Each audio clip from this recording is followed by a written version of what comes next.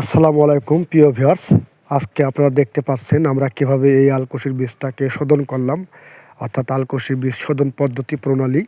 এটা আপনারা নিজেরাও করতে পারবেন বাসায়, এবং আজকে কিভাবে আলকুশির বীজ শোধন করবেন এটা আমি আপনাদেরকে হাতে কলমে ইনশাল্লাহ বুঝিয়ে দিব এবং দেখিয়ে দিব ইনশাল্লাহ।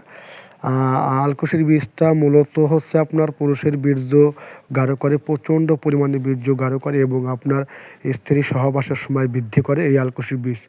এটা দেখেন, এই যে এটা সিদ্ধ হয়ে গেছে, দুধের সাথে জাল করা লাগে।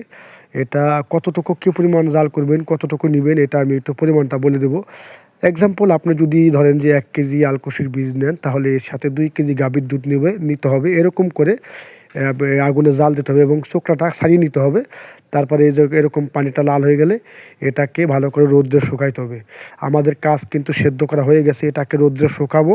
শুকানো হয়ে গেলে পাউডার করা হলে এটা আলকুশির বীজ শোধন হয়ে গেল ইনশাল্লাহ। স্ক্রিনে দেওয়া নাম্বারে কল করুন।